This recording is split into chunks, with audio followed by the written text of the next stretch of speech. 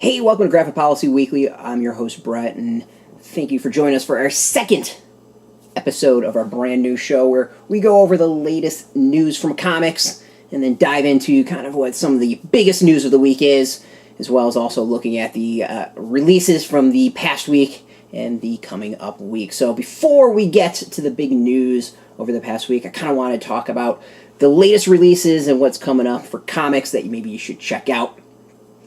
So last week, in our first episode, I listed off a whole bunch of comics that came out on the 15th, and missed one that I really should talk about. Naomi, number 5 from DC Comics imprint Wonder Comics. That's written by Brian Michael Bendis, and Brian Edward Hill is the writers, and then Jamal Campbell is the artist.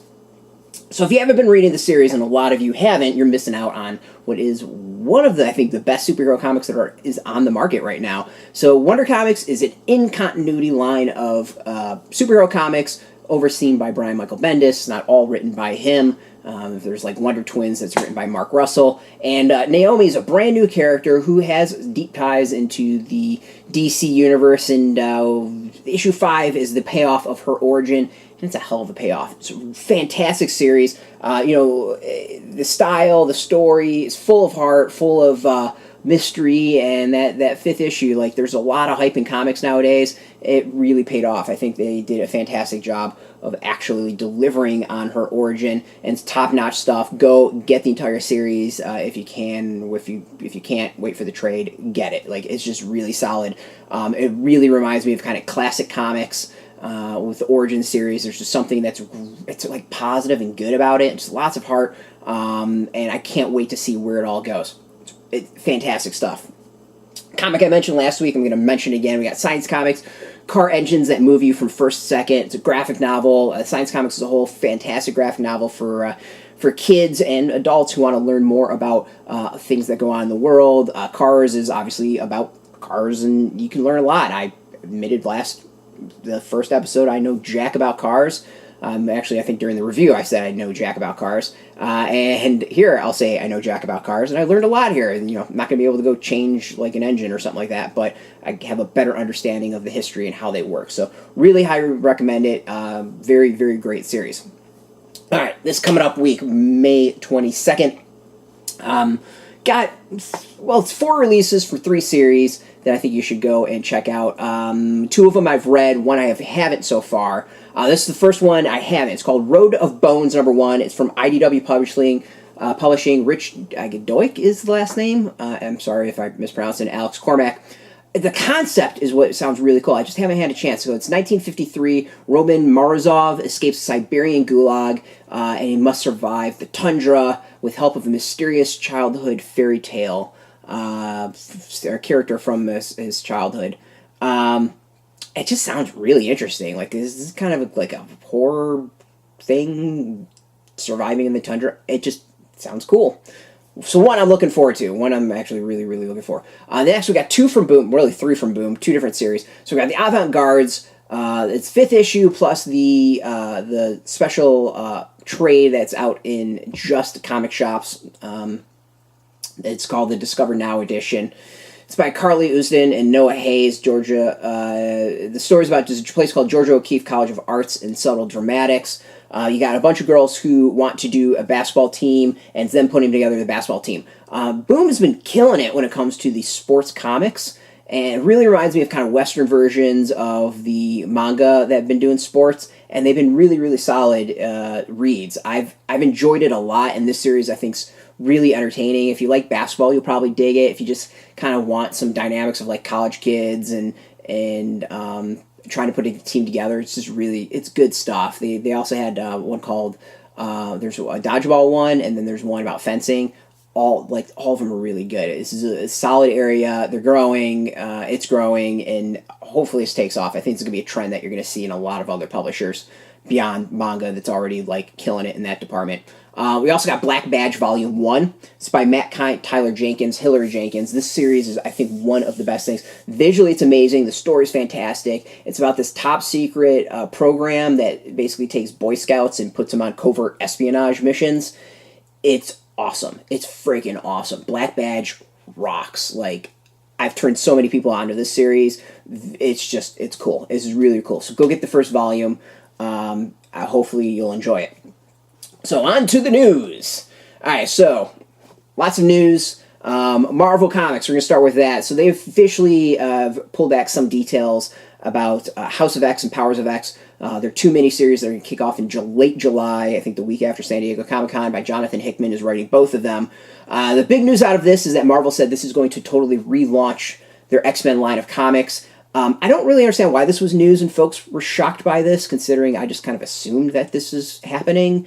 And they gave a little bit of details. I think that's really what the news was. Everyone seemed to be shocked that this was going on. But the real news is that there's going to be a whole lot of comics. Jonathan Hickman's going to write the main series, whatever that's going to be, probably either just straight up X-Men or Uncanny X-Men.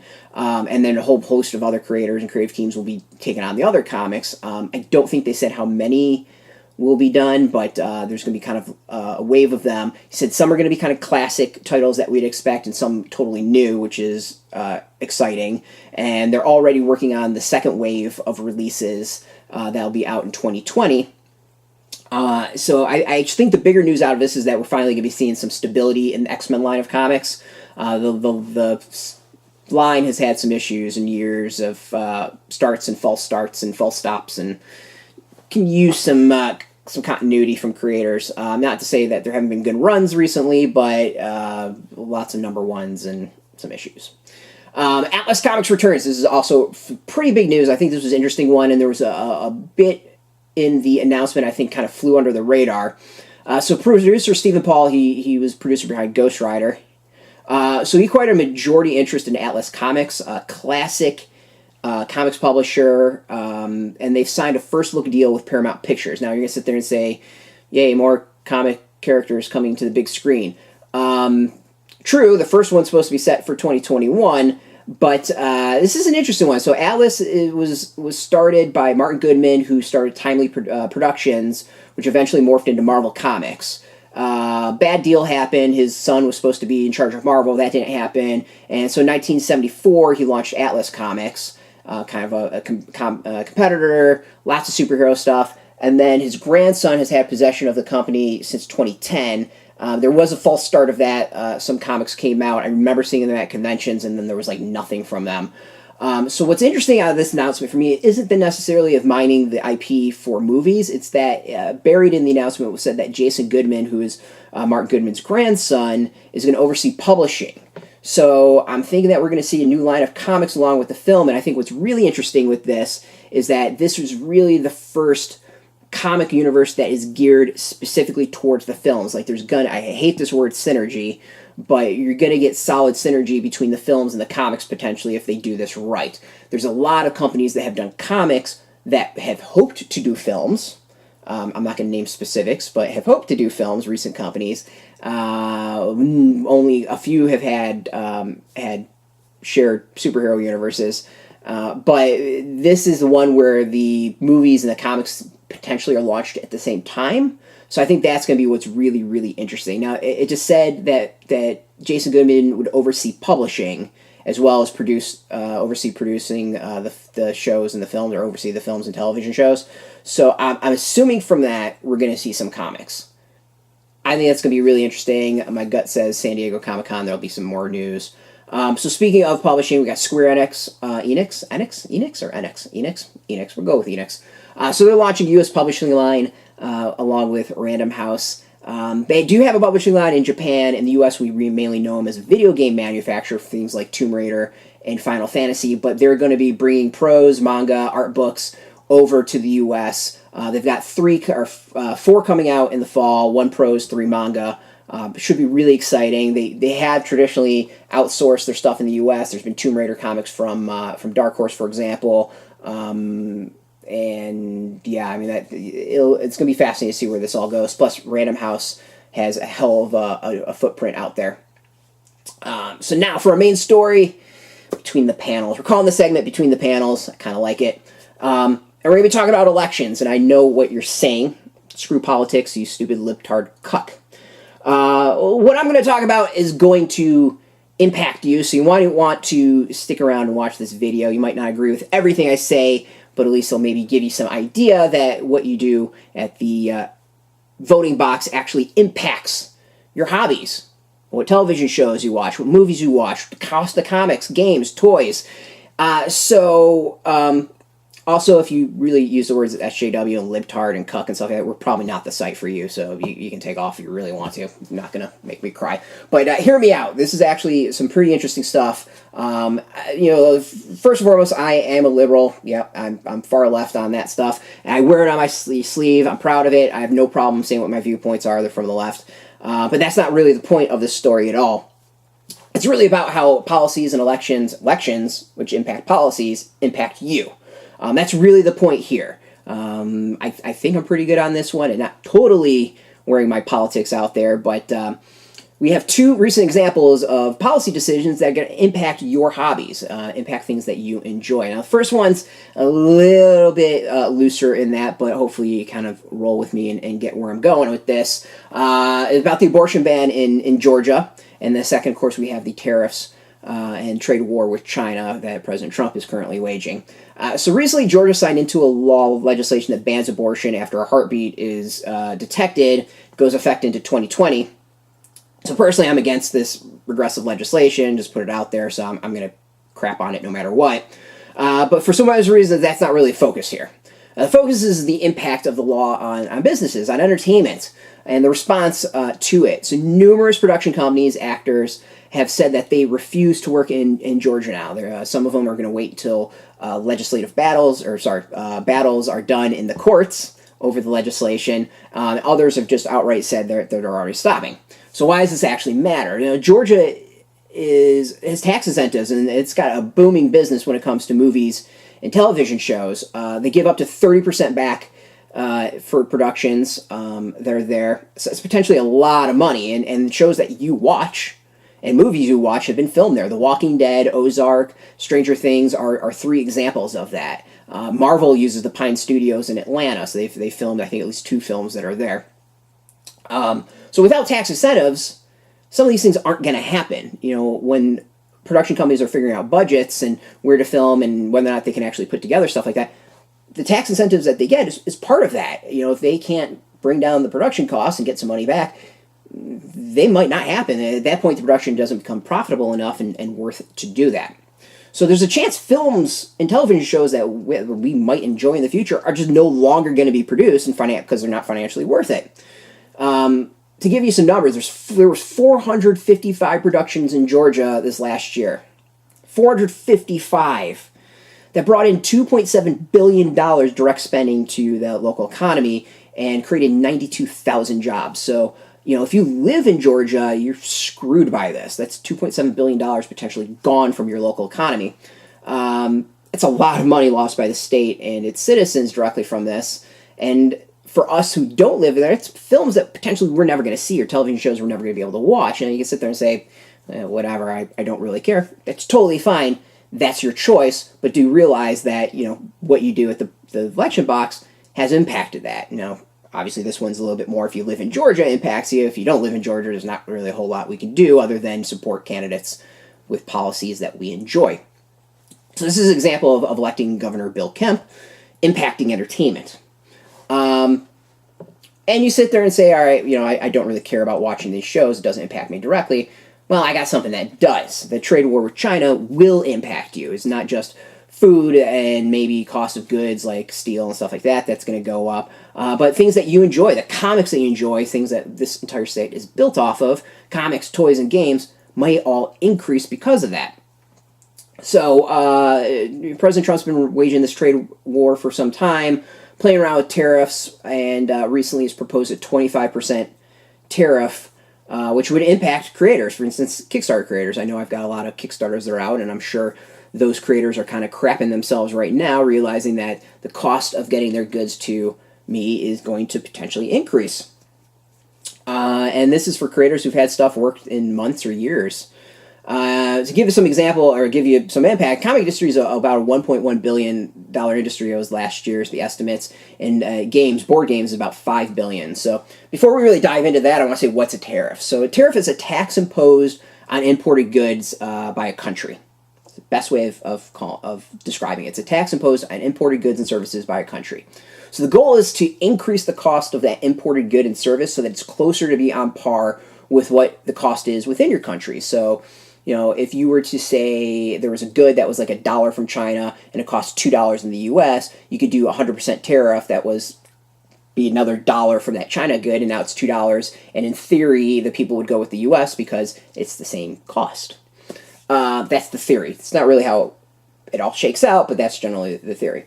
So this proposal would increase tariffs by 25%. Now, I've tried researching this, got it from some people who know more than me. They said currently, like games, stuff like that, do not have any tariffs. There is some like processing fees, but no actual tariffs. So this is an increase of 25% to things like board games. So it adds to stuff of some who've never had tariffs before, and I think comics don't have tariffs as well. So now the president would claim that those countries would pay it, that China is paying the tariffs, and that's not the reality. The reality is we, the consumers, pay it. It is a tax on us, the consumers. And those tariffs are baked into the cost of what we pay for the goods. So, if China's whatever importer is paying 25%, they're going to increase their cost to us so that they're not eating the cost. And corporations are not charities. Their goal is to make a profit, and why the hell would they eat 25% tariff? They're going to pass it along to us. And we've seen goods already increase due to this trade war. So you're just going to say, why not just print games here in the U.S.? That's kind of the general idea of this. By increasing the goods from the foreign manufacturers, hopefully will make people stay in the U.S. Well, it's just not the reality of it. That's in theory a great idea. In practice, that's just utter crap. There are manufacturers here. There are manufacturers that print comics and games and toys. But the reality is they just cannot produce the items for the price that China does it. Now, it's not necessarily even like wages that are the issue. It's just straight up expertise and the size of the manufacturing. A manufacturing plant takes a lot to produce. Like it costs a lot to do. China has built it up over decades and are at a point that they can just crush us just due to volume, that they have the equipment, that they have the manufacturing facilities, they have the shipping facilities, they have the people who can do the work, especially to be able to do this stuff. The U.S. just doesn't have it. Now, they absolutely have some manufacturers, but it's cost prohibitive. A quote from manufacturer said that you can't do a print run of 2,000 games in the U.S. You can in China, but in the U.S. you have to do things on mass quantities. So enjoy your monopoly. Basically, that's the type of stuff you're going to be able to get. Talking to a comic creator directly, these are actual costs. In China, they were quoted 75 cents for a trade, 75 cents to produce it. Now this doesn't include shipping, but 75 cents. In the U.S., that same item was $2 to $3. Actual quotes from manufacturers. Now, obviously, it does include shipping. It does include whatever fees to get through customs. It does include the time that would be on the boat. But I really doubt that cost is going to be that much more adding to that. It would be over 150% increase adding in shipping and customs and all that stuff to be on par. So even if the tariff exists, it's still going to be cheaper to do it in China than the U.S. It's just going to screw the margins. So in the short term, manufacturers are going to hurt. The publishers are going to hurt. Manufacturers are going to hurt as well, but publishers are going to hurt.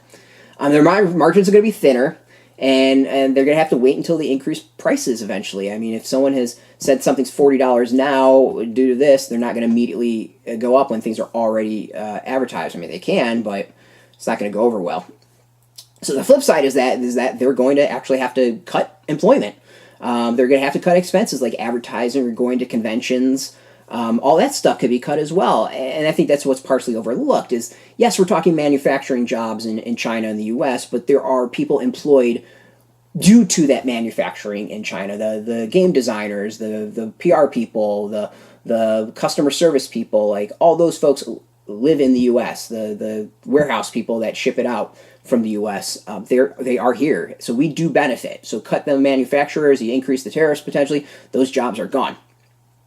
So the margins are already thin. We know that they're thin in comics and games, and this is only going to make it thinner. The Toy Association and Gamma, two organizations that represent their industries have spoken up against this. And if the comic industry actually got their act together and got into politics like they should, they would probably be speaking up against this as well. So now think about all those Kickstarters you backed. I probably have a dozen Kickstarters that are still out there. Every single one of those people are potentially screwed if it's out being done in China. It's not their fault. This is things that they haven't built into their costs, and they're going to get hammered by it. So expect your Kickstarters to now come back to you asking for 25% more, potentially, in their cost. Or they're going to eat it, and they're never going to do games again. So, in reality, the tariff is a tax on us, the consumers, and it could be the death of numerous comic publishers and game publishers who are already on the edge of everything. It's going to increase costs, it's going to decrease margins, and stifle creativity. So every second the trade war costs in the U.S. A little over $1,100, about $1,200, $1,155, and tallies over $26 billion. It might be $27 billion by the time this video goes up. And now you're going to sit there and say, yeah, you don't give a shit about your manufacturers and U.S. workers. I totally do. I absolutely do. Global trade isn't perfect. It is not perfect at all. It is absolutely a race to the bottom in many, many ways when it comes to wages, safety, IP theft. Forgery is a big issue, the after-hours running of machines and selling knockoffs absolutely leaves Americans out of work and as businesses shift elsewhere. It's all absolutely trouble and a problem. But this isn't going to help any. This is actually going to cause a lot of problems as well. Definitely in the short term, potentially in the long term as well. But the reality is the businesses that this is going to impact do not exist in the United States. And they're not going to exist in any time frame in the United States, any short-term time frame. It's just, printing comics isn't a business that anyone wants to get into potentially. Like, doing it at a massive scale costs a lot of money, and I can't imagine these printers are making so much money that they really, anyone's going to want to do this. And I could be wrong. Someone totally could. And then the other is, like, there's a lot of myths about this. Talking to a person who directly deals in this business, said the wages in China were actually closer to $10 an hour than what we think of as far as, like, slave wages. So there's a lot of out there that's just false information. Not reality, but the reality is these jobs, it's not going to bring jobs here. If anything, it's going to cost jobs. It's going to increase costs to you. You're going to no longer buy some of these comics, no longer buy some of these games, and these publishers are going to go out of business because of that. It's going to cost jobs. And even with the manufacturing that's going on there, already folks are looking at shifting production to Eastern Europe. There are manufacturers there that could probably pick up the slack, and there's not tariffs there. The trade war isn't going on with there, so it's not gonna come to the U.S. It's just gonna go elsewhere. That's gonna be cheaper. So what can you do? Like, really, what can you do? So first of all, you can call your representative. Absolutely call your representative. Tell them that you don't agree with this. Voice your displeasure. You can also check out things like tariffshurt.com. There's tons of organizations that are rallying about this. And the biggest is think about your elections. We got an election coming up in 2020. We've got a Virginia election here in 2019. We got local elections. When you think voting doesn't matter, it clearly does. It's going to impact your wallet. And this is a prime example of it doing that. So, don't sit there and say my voting doesn't matter, that politics doesn't matter, screw elections, screw you, you libtard cuck. It matters. You might not agree with me. And that's totally fine. But realize when you pull that lever, when you go and back Donald Trump, who said he was going to do this, costs were going to increase. A tariff war was going to happen. And this is going to hurt your wallet. This is going to be less money for you to do fun things. And that's the reality of it. So,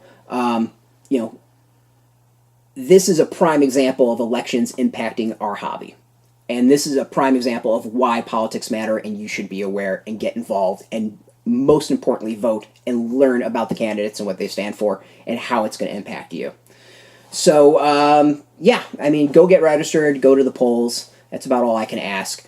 Hopefully you learned a little bit here and kind of really thought about, think about how things sort of in your control, elections, voting, can impact your hobbies. I know it seems a little bit weird, but this is the type of stuff we like to talk about in the big picture of it.